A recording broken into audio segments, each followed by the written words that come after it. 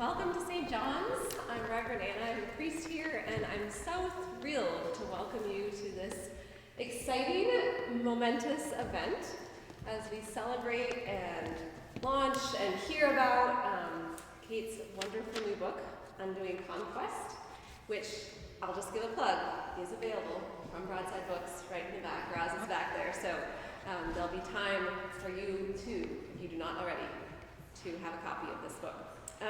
It just really is a joy to be here tonight and to have a mix of people from all over different parts of the Kate's world and the St. John's world and the Northampton community here tonight. So I'm really grateful for you coming out on a rainy night. Just a couple of housekeeping things. There's a restroom right back here. We will have refreshments and things afterwards, but if you need water, there's water in the back. And just please make yourself at home. If you need to move around the space, whatever you need, please make yourself comfortable here this evening. So, tonight, we are joined by Dr. Kate Common, who is currently Assistant Professor of Public and Practical Theology at Methodist Theological School at Ohio, but lucky for us, lives here in Northampton.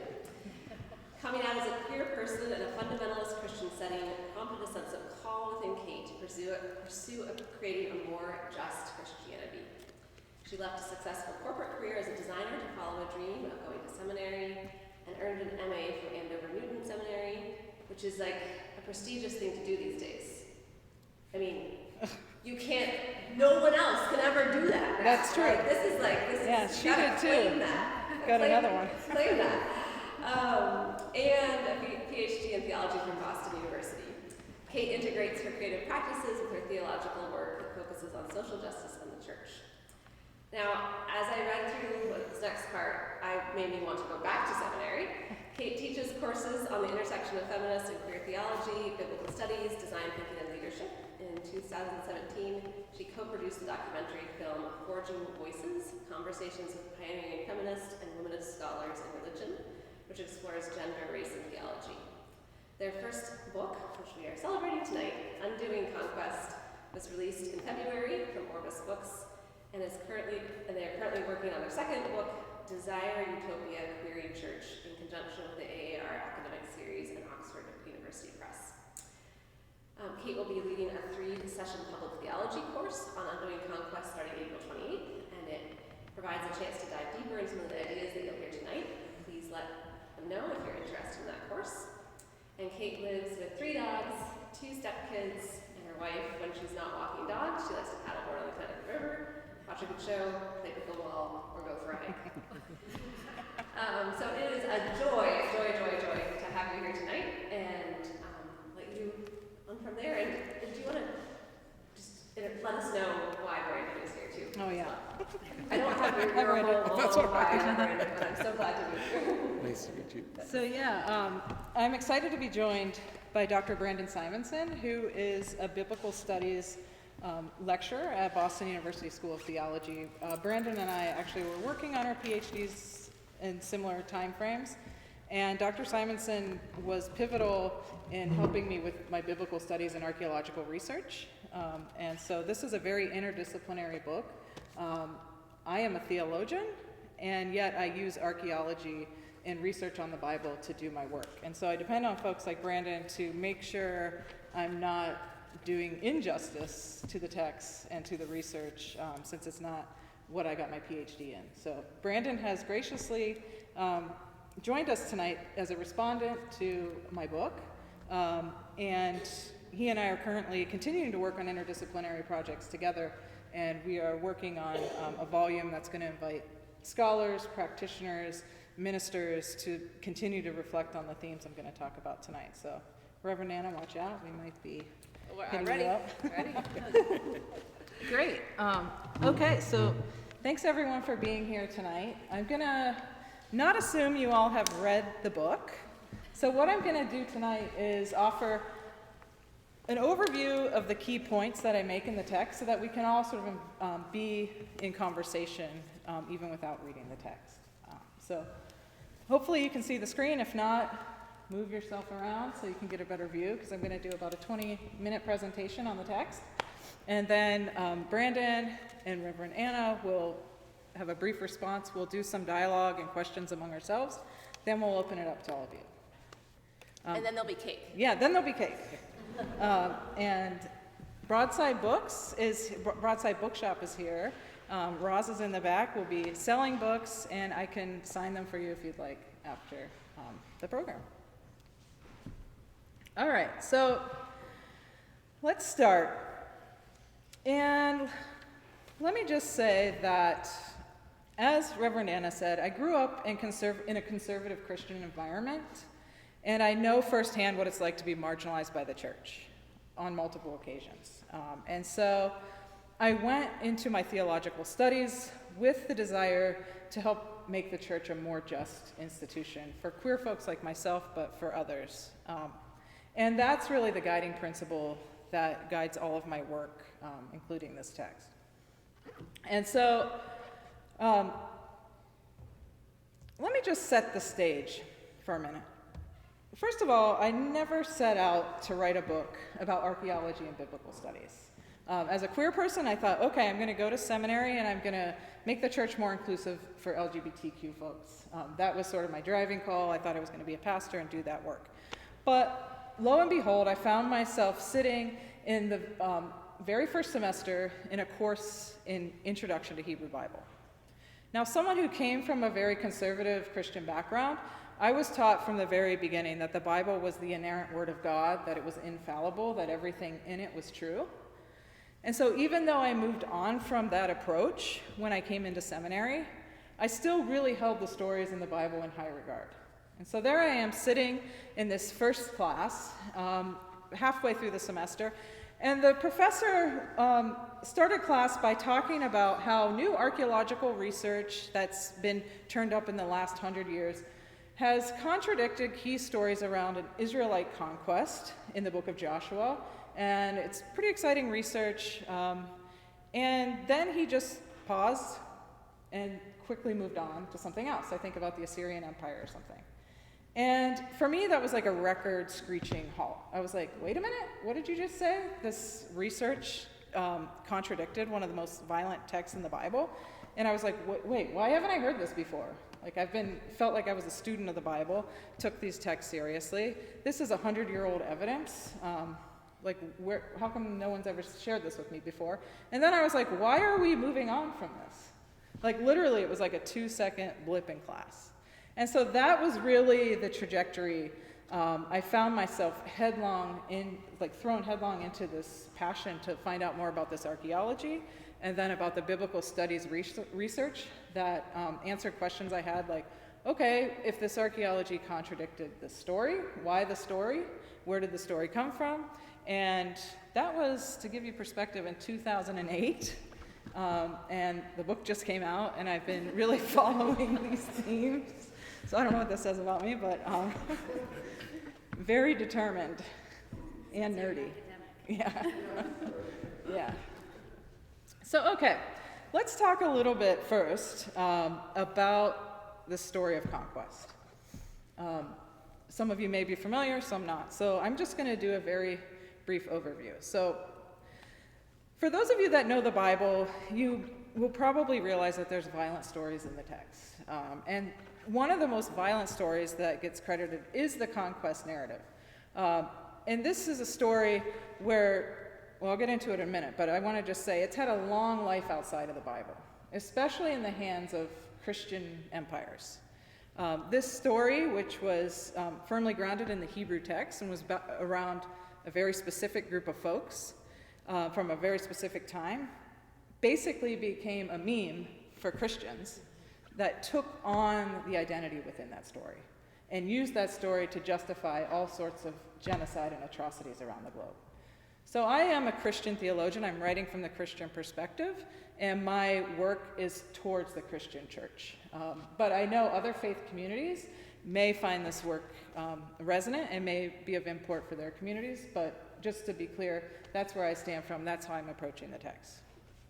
So the Conquest story is still alive and well today. So this is an image from the January 6th march called the Jericho March, and this was a group of Christians that went to January 6th and literally embodied the story of Jericho as they read it, marching around government buildings, hoping that they would collapse, blowing the shofar, and really seeing themselves in this narrative. And so it's still alive and well, even though it's part of the ancient text. And so what is this text? This text, if you were to open up a Bible, it's found in the Hebrew Bible or the Christian Old Testament, and it comes from the book of Joshua. And let me just give you the Cliff Notes version. The text in particular is Joshua 3 through 9. This is the part of the story where the Israelites have escaped from Egypt miraculously and are in the wilderness wandering towards the Promised Land. Joshua opens up with the Israelites being on the banks of the Jordan River, and God is calling the Israelites into the land to take the land of Canaan. And what that means in this text is to kill all the inhabitants, men, women, children, and livestock. And here's where you get sort of, if you were in Vacation Bible School from a Christian standpoint, the story of Jericho. Jericho's walls came tumbling down. And that was that image that was leveraged in the January 6th, where God's army marched around Jericho, I think, 7 times, and then the walls came tumbling down. And so, as I said, this story has, in the hands of Christians, been used to justify all sorts of atrocities. And it has had a broad life beyond the Bible, especially in shaping Christian ideology. European Christians utilized this story as theological justification for the colonization of the Americas. They read themselves into the story as the Israelites, and America became a new promised land.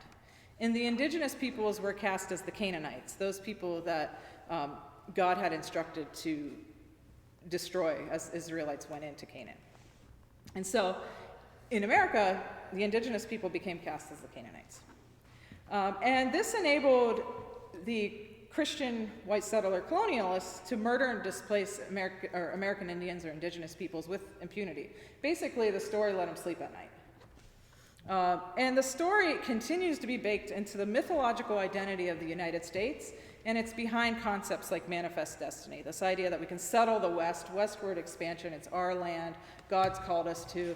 The myth of an empty land, well, if there are peoples there, let's just displace them, let's pretend like they're not there, whatever, we have a right to the land. This is where that ideology, imagination comes from. You see it showing up in other places of European colonization, including in South Africa. The empty land motif, as in Manifest Destiny, was leveraged by the Boers or the Dutch Afrikaners to colonize the interior parts of South Africa. I recently had a chance to visit South Africa, and a lot of the theologians there are still wrestling with how the conquest narrative shapes their culture. And again, we see it today, as in the Jericho March. Here's another image from the Jericho March, and you see the Christian cross as part of that. But that's not the only thing happening. There's something else that's happening right now within Christian communities, and it's that some are beginning to reckon with the long histories of colonialism and conquest. And there's movement among churches and other groups to seek reconciliation, repair, and reparations for the past. Here you see Pope Francis on his July 2022 papal tour to Canada, where he sought out reconciliation for the Catholic Church's atrocities surrounding Indigenous boarding schools. His reception amongst Indigenous folks in Canada, from what I could read, was mixed, but overall folks were like, okay, this is a step, a tiny baby step, but a step in the right direction. So much more needs to be done. But the fact that the Pope did this very public tour, admitting the wrongdoings of the Catholic Church from the conquests that they were part of.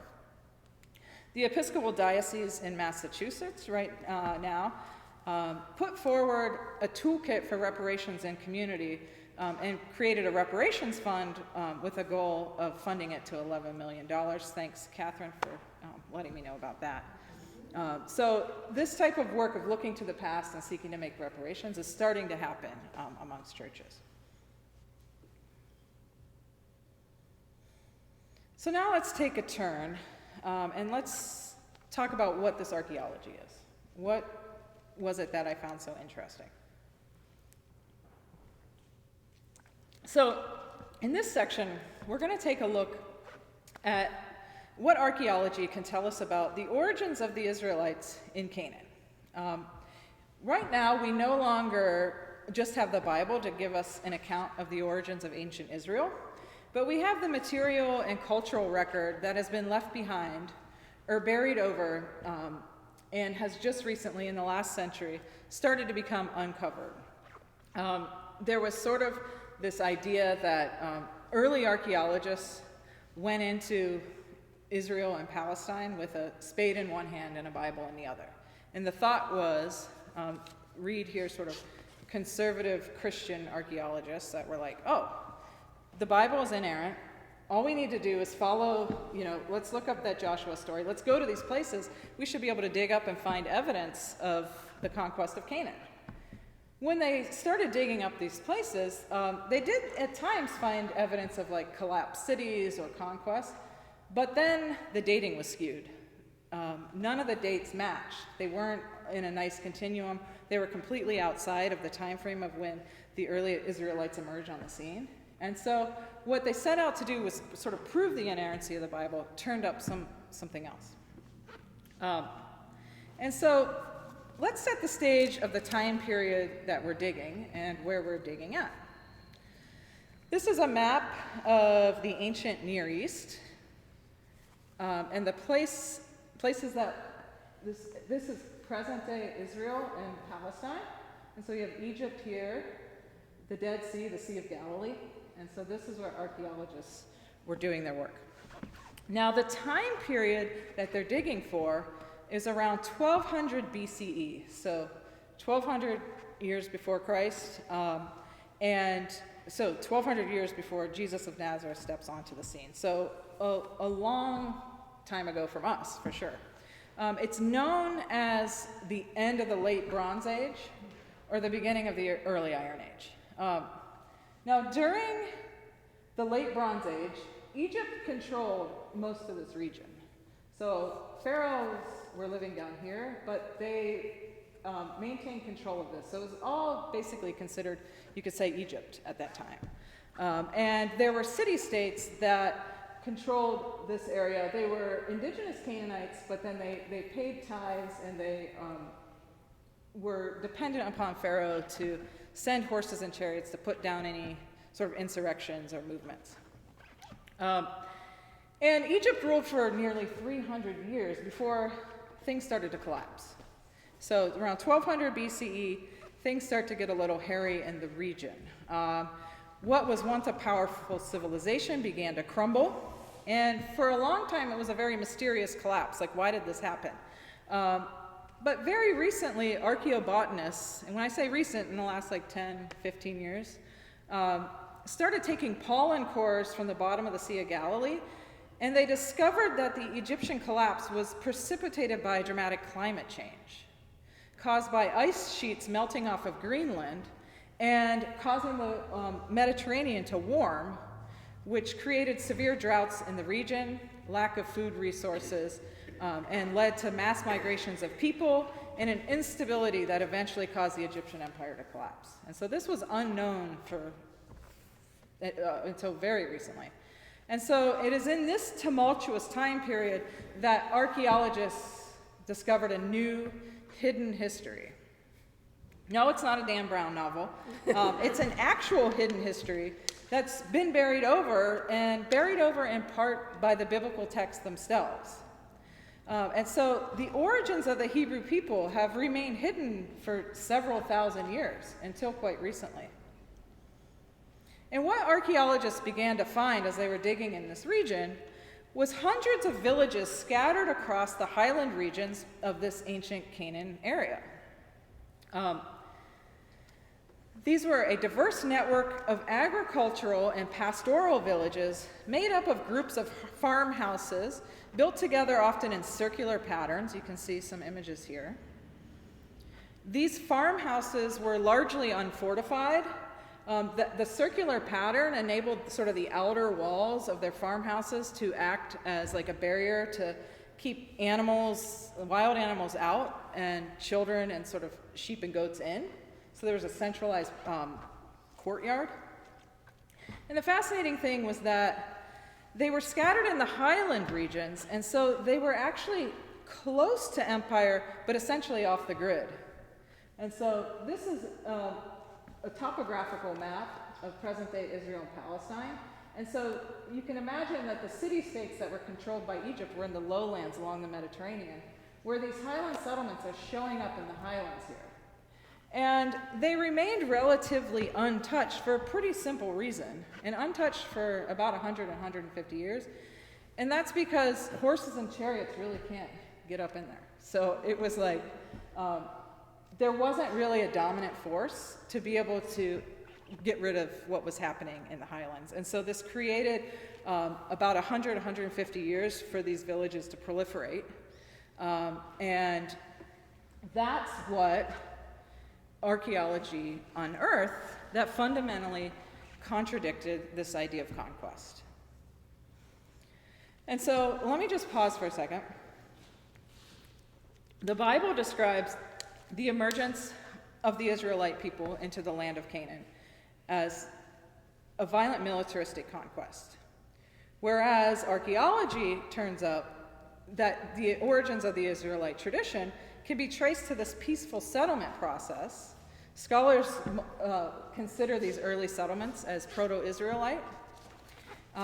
And so what makes them think that these settlements are peaceful and not militaristic? As I said before, hundreds of villages were unfortified. So they had those exterior walls, but that was it. But there's more. They didn't really have weapons. So there's no evidence of shields or weapons that these folks would have been going to war. And because they were out of reach of empire at the time, there was really nobody to go to war with. And it wasn't like there was existing settlements in this region. A lot of these settlements were new. And so they weren't pushing people out of the land. There were pastoral folks there, there were other people there, but from what the archaeology can tell, that they kind of joined within these settlements. And as I said, they were relatively peaceful and no one was sort of attacking them for about 100, 150 years. But then, after this 150-year period, other people come onto the scene. Here, when you read in the Bible about the Sea Peoples or the Philistines, think here David and Goliath. These folks now, scholars believe, were migrating peoples who were coming to the region looking for better agriculture, better subsistence because of the climate change that happened. Now, these folks enter into the area, but they're not limited to horses and chariots. They're kind of more brute forces that can actually go up into the highlands, the rocky regions, and seek to terrorize these folks. And so that's where, in the biblical narratives, you can start to see this tension amongst people like, oh, do we need a king? Do we need an army? You see that and read that in the book of Judges for those that are familiar with the biblical text. And so these villages themselves, before these elements start to emerge, are considered peaceful for about 150 years. And during that time, these innovative people who were faced with the severe climate change that was causing the collapse of the imperial civilizations below were able to leverage new technologies to help them survive these harsh conditions. And so some of these new technologies were building terraced agriculture, which you see examples of here. So you imagine this rocky, difficult landscape. They were actually able to grow crops by terracing, creating steps and backfilling with soil to grow crops. They also were able to leverage water preservation through a new innovation of chalk-lined cisterns, which enabled them to preserve what little water happened for a lot longer periods of time. Otherwise, this would have been uninhabitable. And they utilized new tools, iron tools, so hence the Iron Age.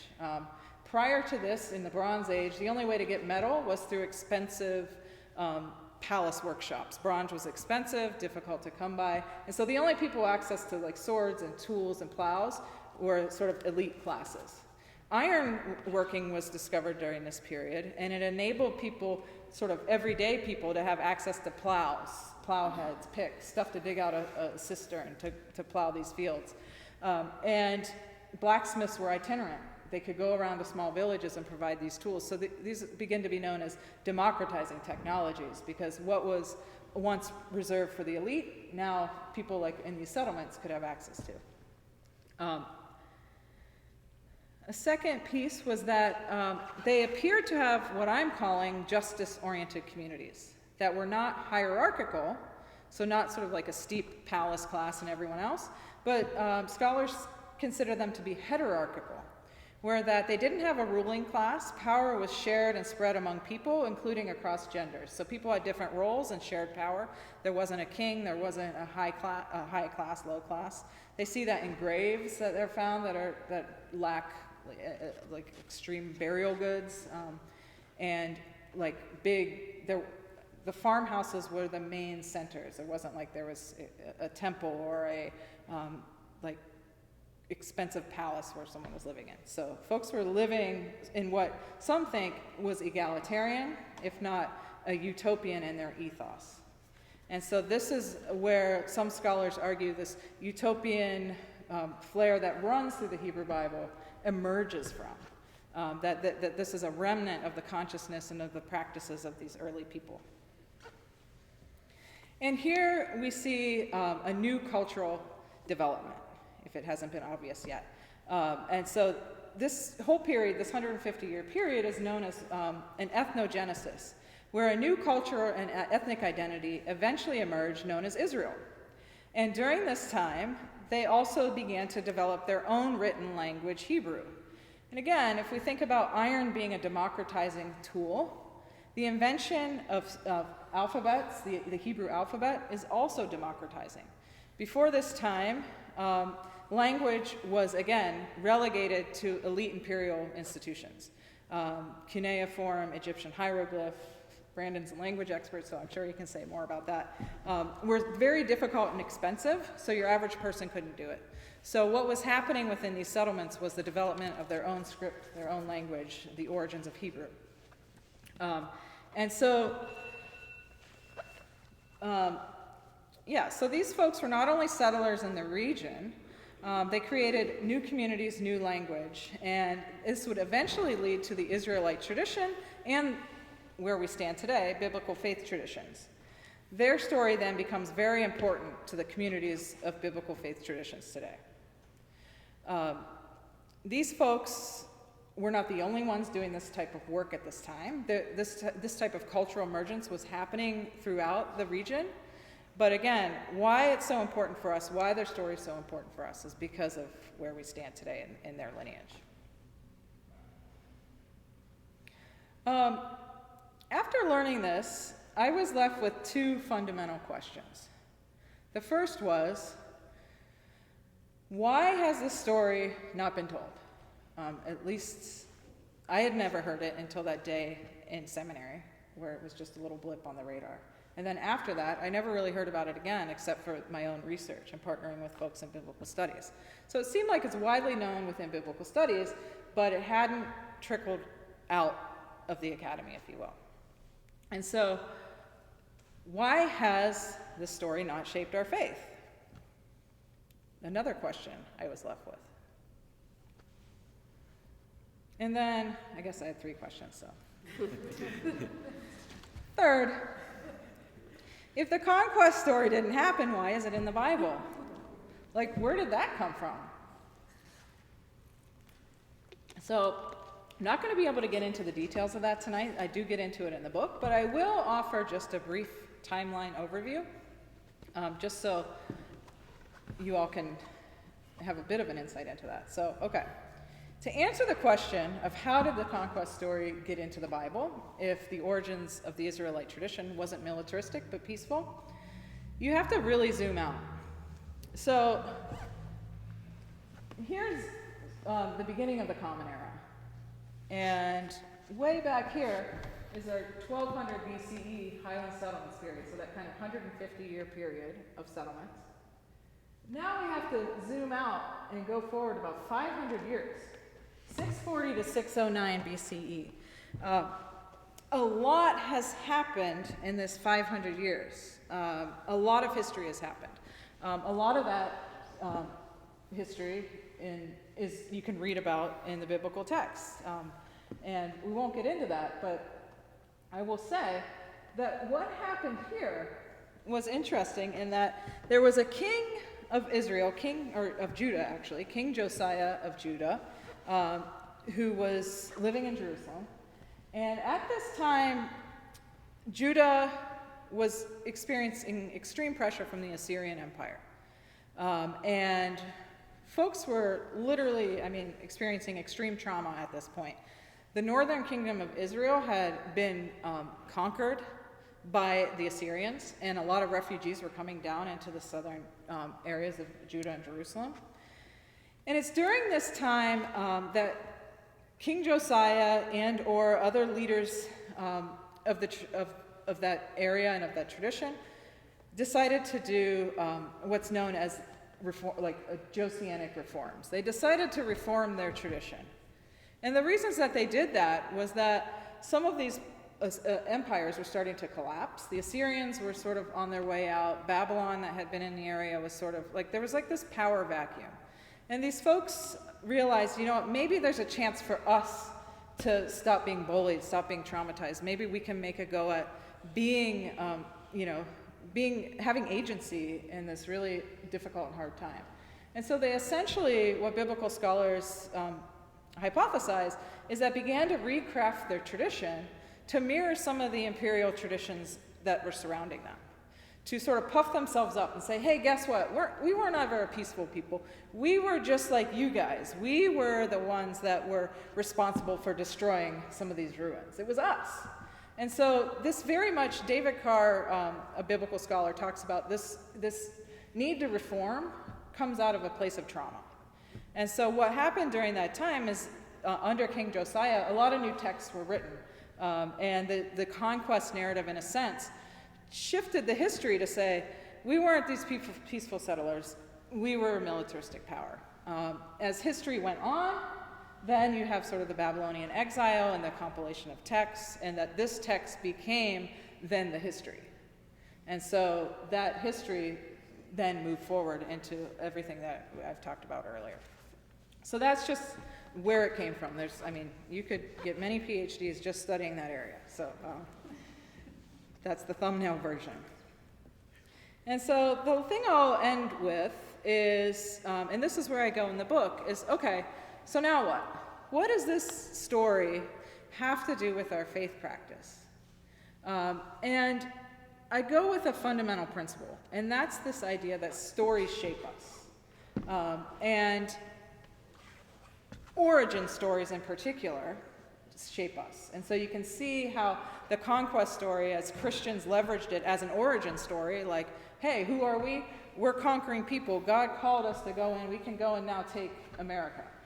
This shapes ideology. And so feminists, queer folks, and other liberation and critical theorists say that if we want to change the status quo, we need new stories. And in particular, we need liberative stories that can help us to reshape our identity, which can help us to then reshape the status quo. So it's a very, it's deeply grounded in the ways that we imagine ourselves. So when a new story emerges that has liberative edges to it, it's really important. And so that's the ways in which I was reading this archaeology and thinking about it from a queer person, from a feminist person, and like, wow, what would happen if we started to really allow this story to shape us in our communities of faith?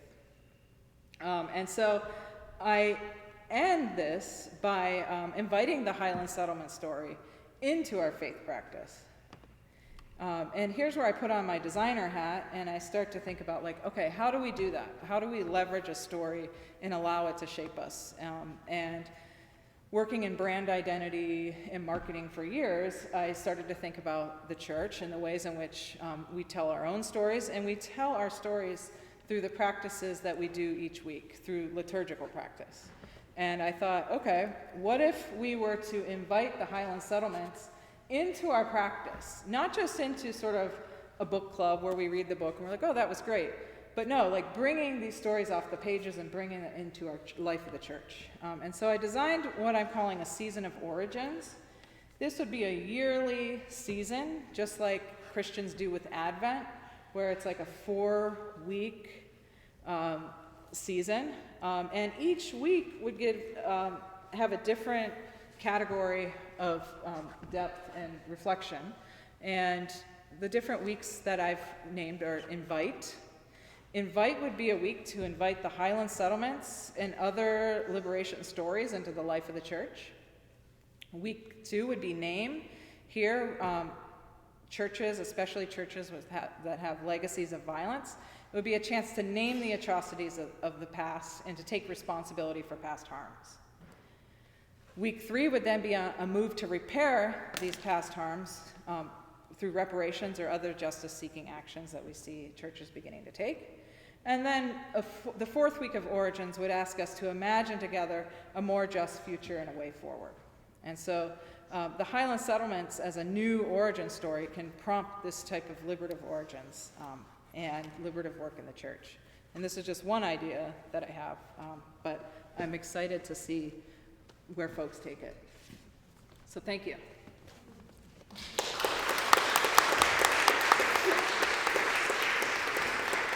Thank you. Thank you so much, Kate, for sharing your work with us. I have to say, before Kate and I met, I was a student at Tel Aviv University, where I studied with Israel Finkelstein and Oded Lipschitz. Israel Finkelstein is the one who pioneered some of these studies of sites like Izbet Sarta and Beersheba, where we find these structures that Kate mentions, these circular structures.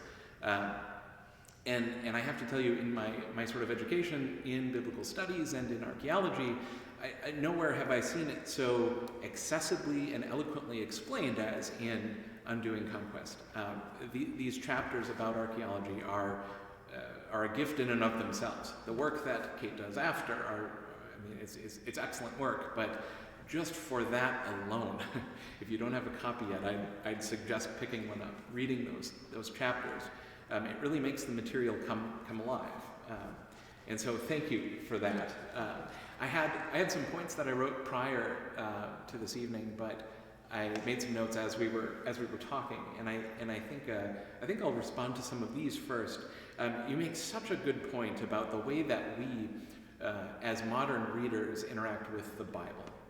There are so many in our society today, and there might even be some in this room who see the Bible as the inerrant Word of God, and that's very important for their own lives and their own sort of understanding of God, which is huge, and we have to acknowledge that is life-giving to some people. But in academic circles, the Bible itself, I tell my students this in the Intro Hebrew Bible class at the beginning of every fall semester. The Bible is not a history book in the same way that we have history books in some of our other classes. We can find, most certainly, history within its pages, but we have to read in between the lines. And I think the Conquest narrative that we find, the history of this period in which it's talking about, is the perfect example of a place where we need to read in between those lines. Because we have other records from archaeology, from other ancient Near Eastern cultures that might help us fill in those gaps in the actual events and the things that happened during this time. A couple other things. The Bible really tells us little about this period of history, but it contains stories set during this period. So what can we learn from these stories? What can these stories tell us? Well, these stories can tell us a lot about the people that wrote them. The people from that crucial period of time that Kate mentioned. Around the year, we usually say 622, 621 BCE, when in 1 Kings 22, King Josiah finds that scroll in the temple. Oh, here's this lost law that we haven't been following. We need to follow this right now. We need to get back on this correct path. Included in this material is a corpus called the Deuteronomistic History. The book of Joshua, Judges, and Kings, and Samuel as well, all fall within this kind of material. So we learn a lot about this period of time from our other sources, from reading in between the lines of the Bible. Another thing that I mentioned in my Intro Hebrew Bible classes, I usually have one slide, I almost wish I would have brought it for today. It's something that Kate has already mentioned. There are different empires that ruled over the Levant at sort of different times in history, but there's this one crucial period which we refer to as the Dark Age, from about the 12th century to the 10th century BCE, and that's the time in which we say the civilization collapsed. Eric Klein, a scholar of this period of time, has determined it was the year 1177. He has a popular book, 1177, the year civilization collapsed. Shortly thereafter, in 1175 BCE, we find the arrival of the Sea Peoples, providing a challenge to the people that lived in this region. And then in the year 1140 BCE, we find the quick departure of the Egyptians. Nowhere is this more stark than a small site called Tel Efek, about 15 or so kilometers northeast of Tel Aviv. At Tel Efek, we see an administrative building, an Egyptian administrative building, one that was at one point in time a very fine building with 2 floors, that was suddenly abandoned very, very quickly around that year 1140. When the Egyptians left, they left that post. This was an administrative building, so it was the center of all the receipt of taxes. In that time, taxes were resources, goods that the empire could use to spread, right? So with Egypt no longer receiving those resources, folks essentially fleeing to the countryside because life in the city-states was untenable due to the climate change events that Kate described. We see, perhaps, these smaller communities banding together in order to combat this new threat. The new threat being the Sea Peoples, the new threat being the power vacuum that existed. Once that power vacuum exists, everybody floods in. Everybody tries to, tries to gather territory and space from power for themselves, resources for themselves. It's the curious case, though, of these highland settlements that I think that we should turn our attention to, both sort of in our dialogue in the church as Kate sort of paves the way for, but also in academia as well. Let's see, we have a couple of other questions that I ask my students too. When you saw those Iron Age settlements, the early Iron Age settlements that were sort of Israel Finkelstein describes them as a semi-permanent Bedouin camp. Bedouins, even today, will erect tents in a circle and keep the livestock inside that circle as a sort of central place to keep track of everything, all the resources of the community. We see that in these structures, these semi-permanent structures at sites like Izbet Sarta and Beersheba in the highlands. In the ancient territories of Israel and Judah. I ask my students, are these the settlements of conquerors? Are these the houses of a people capable of committing a genocide on the land? We look also at a nearby community in what is modern Tel Aviv of essentially the Sea Peoples themselves, the Philistines. There's a site in which we see a very organized city that was once home to a large army, a sort of staging ground as they prepared to venture eastward to conquer new territory. We find weapons there in the same way we don't at the Highland sites. So there's a real stark difference between these sites. A few other things that Kate had mentioned that I wanted to highlight. Mentioned that Izbet Sarta, that site Izbet Sarta, where we see one of these early bronze structures. It's a beautiful site about maybe a few kilometers further east of Tel Efek that I mentioned earlier, so close to modern-day Tel Aviv. We see there the development of this civilization over 300 years. We see the change in the type of structure used. We see the four-room house, indicative of a later Iron Age settlement. But there also is where we find the earliest copy of the what's called an abecedery, the Hebrew abecedery. And what do you think an abecedery is? ABC, it's an alphabet, right? It's the earliest copy of the Hebrew alphabet at a site called Izbet Sarta. When we see this, we know that there was at least one student. We know that that meant there was at least a teacher. A teacher had to teach that student. So there were two people that were literate at a time when it was exceedingly rare, right? So we find a people slowly developing over the course of 300 years in these highland settlements, adapting to these changes. There's so much more to say here, so I'll limit my comments to a few more points.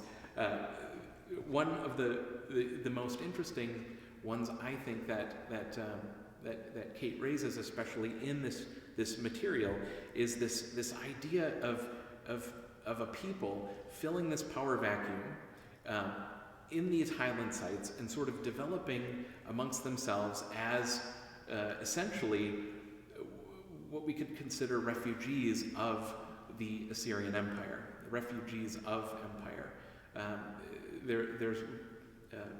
The Assyrians themselves were terribly brutal in their forms of conquest. They tried to limit their battles as much as possible, and instead used psychological warfare to intimidate and traumatize people into surrendering. This is a people trying to overcome a past trauma by using some of these stories from their past, their experiences too at the hands of empire. This leads me to a papyrus called Papyrus Amherst 63. This is a papyrus that's written in a script called Demotic Egyptian. Imagine if you take hieroglyphs and write them in cursive. And imagine that every single scribe had a different cursive system of writing. That's how hard they are to read. Now, this papyrus, Papyrus Amherst 63, is written in Demotic, but it's actually Aramaic. The language itself is Aramaic. So they're writing in a Demotic script in the Aramaic language. And amongst this collection of stories is a beautiful story about refugees welcoming in other refugees. One of the awful tactics of the Neo-Assyrian Empire was to relocate people, but to divide up communities and to divide up even families, and to resettle them and to essentially Assyrianize them. So they would lose their former identities. Papyrus Amherst 63 contains a story about refugees welcoming in others who were relocated in that very way. And I wish I had the text in front of me. My phone's right over there, but it brings up the names of these gods, the gods of the other. And it says, we welcome you in the name of your God here. Please come in, eat, drink, be with us in this place and at this time. We're here for you, whoever you are and wherever you come from. These are the sort of experiences that that the people had, that Kate brings up around that time of 640 or so BCE. So there was a choice that had to be made at that point. How do a people survive? Perhaps that way of survival was was writing these conquest narratives. So much more to say here, but this is just a fantastic volume, and I'm looking forward to our discussion. Thank you, Brandon.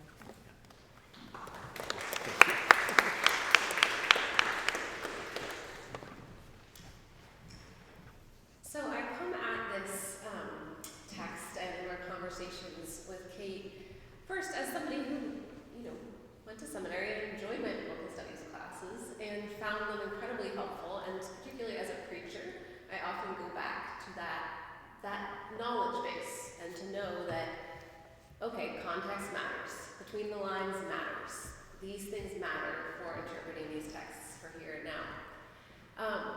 But what I particularly appreciate about this book is that most of the time, and this is not a slight on the many wonderful biblical studies texts that are out there, but usually I have to do the work, right? Which is fine.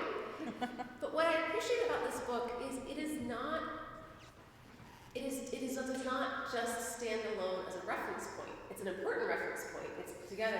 What it does is it takes and says, this is why this matters. And not in a way that is done, one and done. Like, I still gotta do the work. We all still have to do the work. But the invitation makes that thread, makes that leap, that as a preacher, I I'm trying to do every week and trying to bring to congregation to say, why does this story that we have in our tradition matter to what's happening here and now?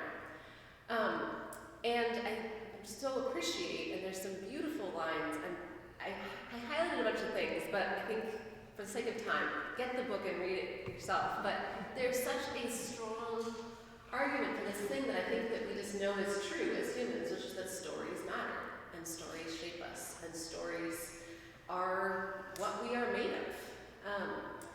And as a faith community, we are shaped by stories, and some of those stories go back, generations and generations, and some of those stories are living here and now in our current context.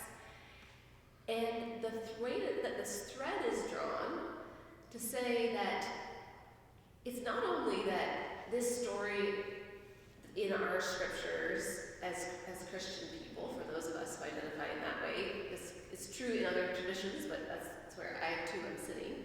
Not only is that shaping us here in 2024 in whatever way, and it's important to look back at the context, what was happening in ancient Israel then, because how's that going to affect? But the big piece of the missing in the middle is also to say, but how was this story used in, early South America? How was it used in South Africa? How was it used? How is it being used? Unlocks a whole different invitation. I know here at St. John's, certainly in the Episcopal Church, certainly across many conversations, there is an invitation, and I think some of us will feel a mandate to look at our histories as Christian churches, as Christian denominations, as Christian movements.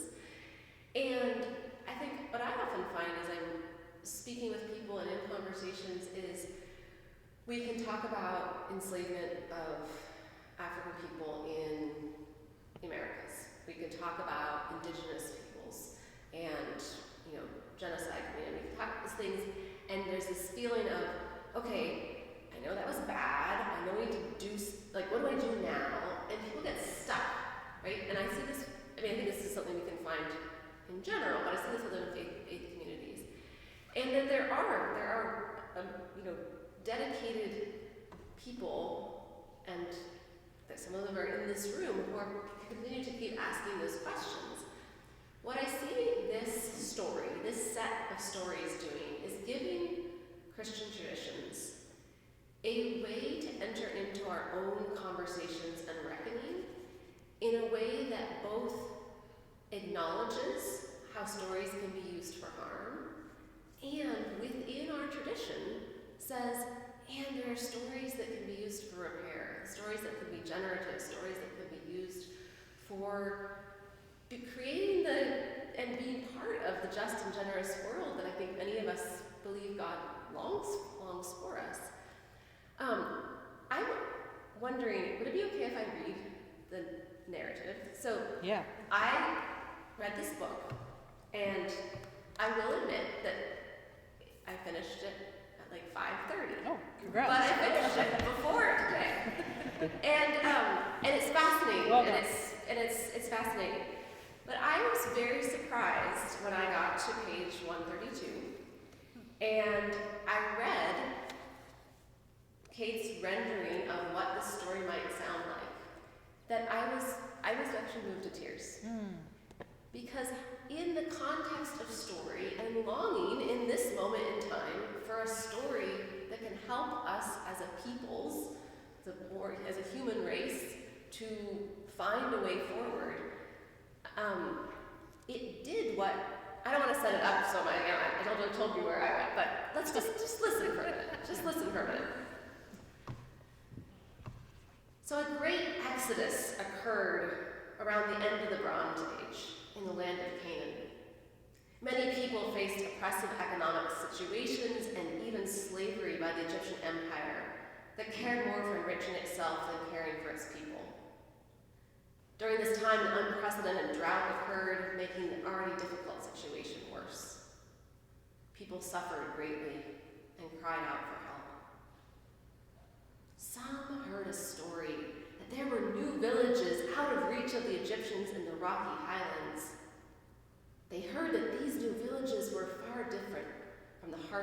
harsh conditions of Egyptian empire. The people heard that this place had no kings who hoarded all the wealth and enslaved the people. People believed this story and went in search of these places. This was the time of the Great Exodus. Over the course of many years, people from many different places left their homes to find these new communities. They headed to the hills. Many of the Exodus peoples became part of these hillside villages in Canaan, and as their numbers grew, they built new villages. They made new tools, built new houses, learned new ways to farm, and dug new wells. They each told their story of escape and exodus. They witnessed from a distance as the once powerful cities collapsed at the hands of seafaring invaders, famines, and other untold destructions. They could not believe their eyes when they saw the oppressive Egyptian civilization collapsed. They agreed it was some sort of miracle.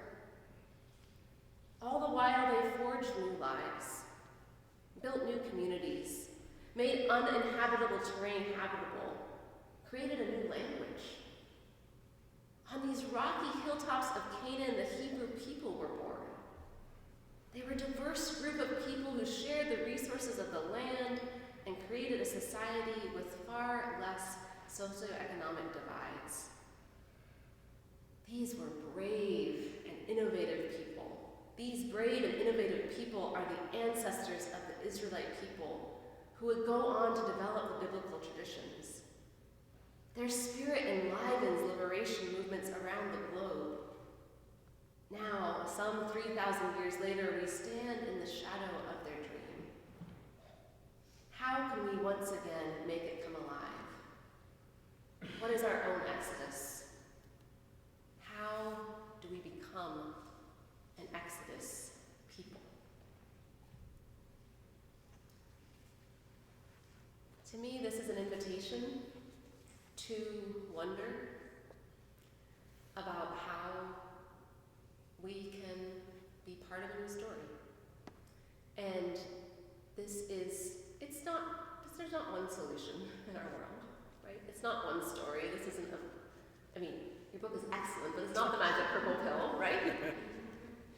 But the invitation to look at our histories, our varied histories, and to look at our present, current world, and see how it is that what is the story God might be inviting us to today, is a generous and generative invitation. And I'm excited to see what this could look like. Thank you. That's all.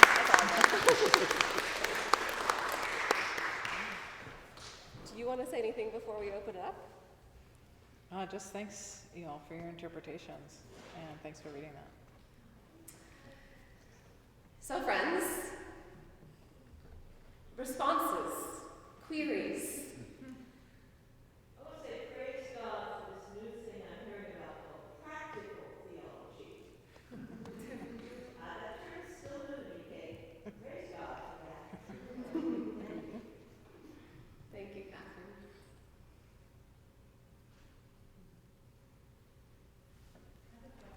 Yes. Yeah, great. What was the whole thing about January 6th? What was that? Yeah, so there was a group during the January 6th insurrection that basically organized to come to Washington, D.C. It was known as the Jericho March, which is a very specific story in the Joshua Conquest narrative. They took that story on and said, we're going to be just like, we're going to march around government buildings like the ancient Israelites in that story marched around the walls of Jericho. And basically really just mimicked that story and used it as a way to challenge the election and take part in what was happening on January 6th. And so, just the idea that story would suddenly become connected to American political stuff in 2022 or whenever that was, and that people would literally blow the shofar, which was straight out of the book of Joshua, and just take that on.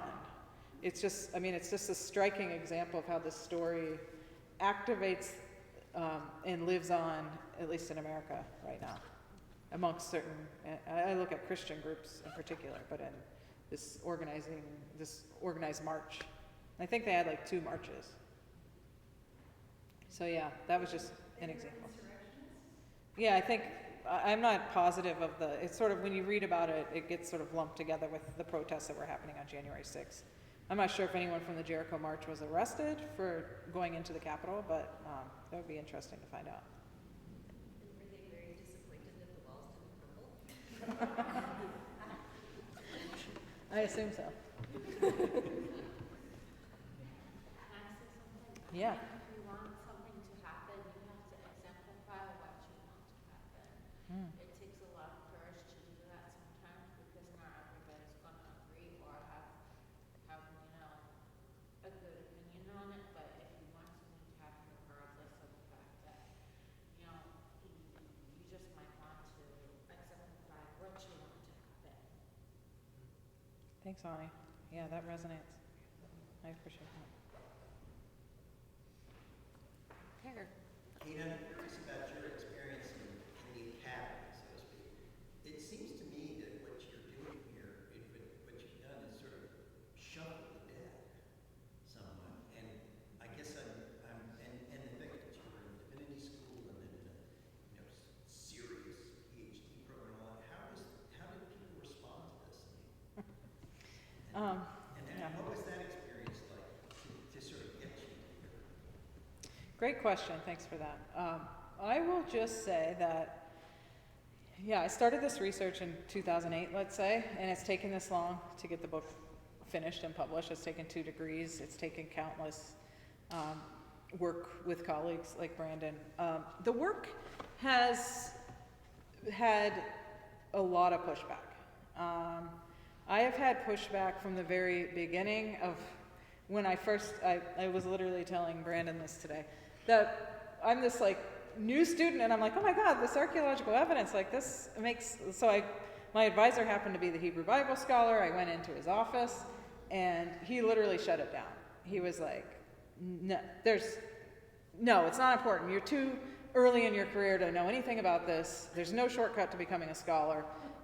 And literally, I left there feeling like, okay, that sucks, but like, no, this story's important. And so that began sort of this journey of like, I know it's important, but I don't know how. I started working with New Testament scholar Elizabeth Schussler-Fiorenza at Harvard, who does similar work for New Testament research, just to sort of learn like, how do I even say in the right language to even understand what I'm thinking about doing this work. That was 4 years of study. Then it was like, okay, where's a PhD program that's going to allow me to do this work? And one of the things about academics is that, or certain academic programs, theology and biblical studies being one, is they're so narrow and they're so obviously Brandon can read the cursive hieroglyph. It takes an incredible amount of dedication and research to one channel. And what I've come to learn from being a designer and going to design school is one of the things that design is known for is being metadisciplinary, is being able to draw out important parts from different disciplines to create creative solutions. And that's actually what gets named in design research as sort of the expertise of design. And so here I am as a designer doing this sort of meta-analysis, which I was trained to do in art school and then doing it in the corporate world. Then I go into the academy and they're like, no, we don't do that. And whatever it was, I really feel this drive to tell this story. When Reverend Anna was just reading that, I was like, this archaeology, the story wants to be told. And that intuition has taken me through all of this, and I could never shake it. And so then I realized, to Catherine's point, practical theology is known as an interdisciplinary academic within theology. And so they allow you to do different kind of disciplinary work. But they really haven't crossed the divide into biblical studies. And so when I was accepted into the practical theology program at BU, I went in saying, like, I want to work with biblical scholars And my advisor, Dean Mary Elizabeth Moore, was like, okay, let's put our heads together and figure out how this can happen. And so I was able to study Hebrew with Professor Kathy Dar, a colleague of Brandon and I, and take classes. Brandon was a TA with Professor Dar, and really started talking, like building relationships, studying the language, and saying like, look, I'm serious about this research, but I don't want to just be a biblical scholar because I'm all about this other question about faith. And so Brandon and I started working together, Professor Dar and I started working together. And so really, I think this may be one of the only projects in practical theology right now that deals with biblical studies in this way. And it really was, it was both, I literally had the door slammed on me many times, but then I also had the door open many times from folks like Brandon, and that's the only reason this book has been able to come about. So, yeah, and that's why Brandon's here, and we continue to do our work. And you can tell what an amazing resource he is. I think we had a question. Well, I don't know if you want to answer this now, but I come from another tradition, and I'm about to celebrate Passover, so I'm thinking about the Haggadah and the plagues, and sort of, if you were writing a Haggadah, what do you might come up with? Well, thanks, Abby. Yeah. Well, again, that's why I centered my tradition as Christian and very much Christian, but yet I'm working with Hebrew stories and histories of Israel and the origins of the Israelite folks, and also knowing that my Jewish siblings have deep history and practice and ritual around the Exodus narratives and the Seder and the Haggadah. And I'm a Christian, and it's like I don't want to do injustice to that tradition, while also thinking, how can I invite my tradition, Christians, into this rich Exodus imagination and story? And so that piece that Reverend Anna read, if I was hired to consult with a Jewish congregation and say, okay, write this for us, I think I would draw on some of those themes and draw on the rich Jewish tradition and think about how might archaeology inform that or enhance some of the beautiful language in the different Haggadahs that I've read. So, but yeah, I would sit with that and think, okay, how can the story of Exodus, as I understand it, it's like there's the biblical Exodus that we read, and then there's sort of like, as Brandon's saying, read between the lines, like then there's this understanding of the Exodus at that time and the creation of these communities, and how can they inform one another and shimmer, if you will. And so I attempted that in that narrative as a piece of liturgy that could be read in a church. But yeah, that's not a step I've taken. But great question. Yeah, and I'd love to see what folks within Jewish traditions might create with this resource. Do one or two more questions? Sure.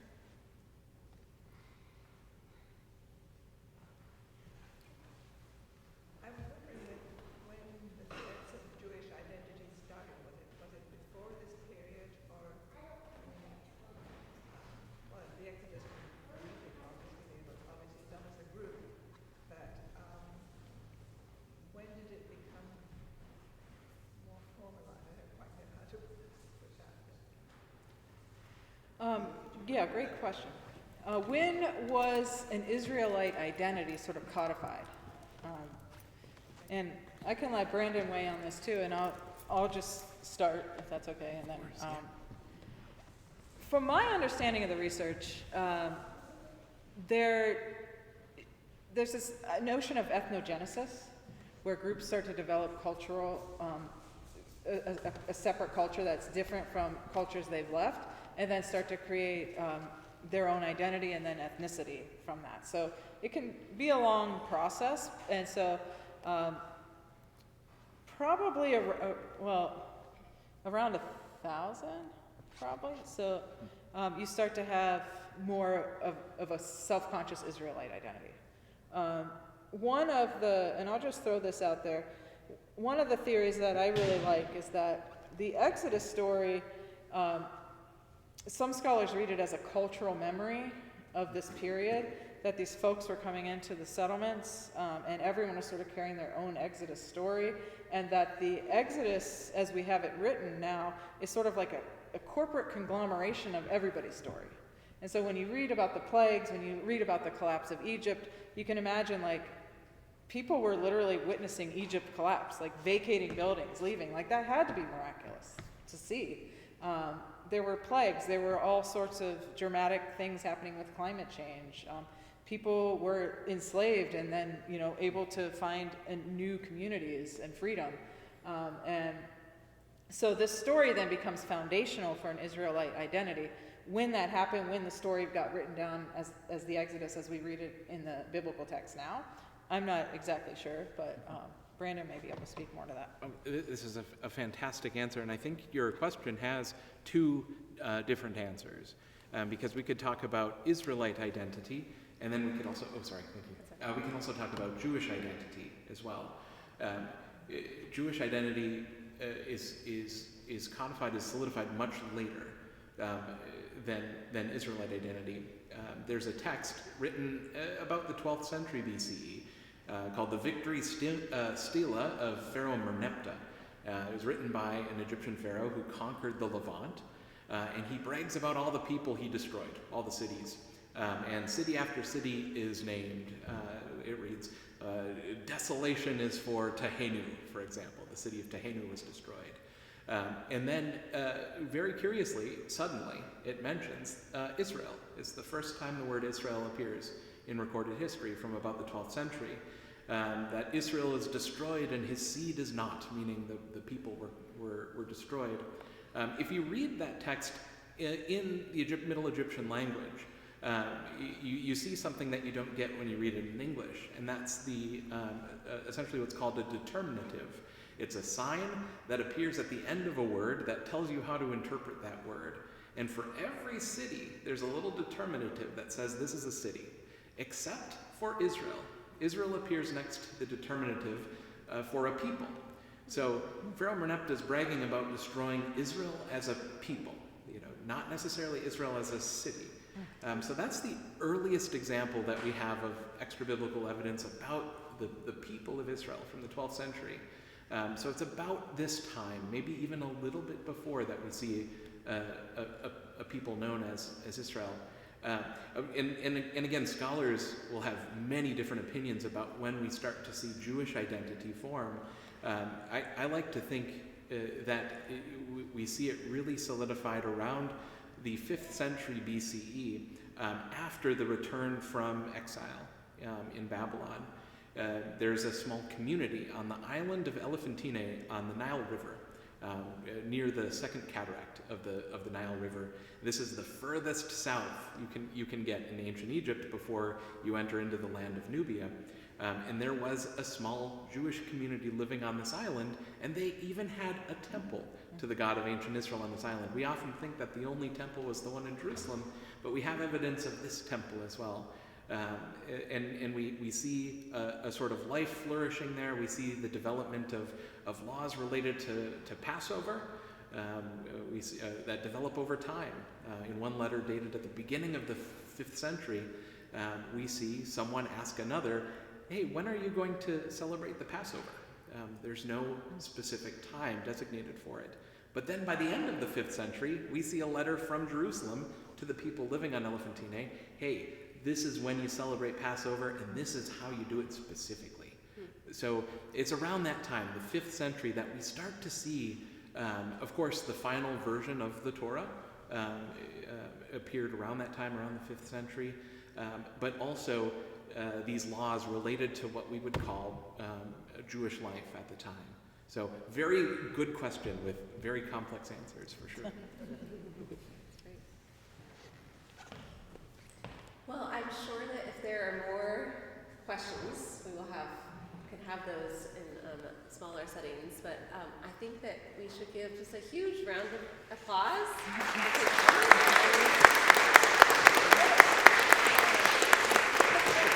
And congratulations. And should you go cut your cake? Sure. Yeah, I feel like it's a celebratory All right, moment. yeah, so there is cake. let's go the cake.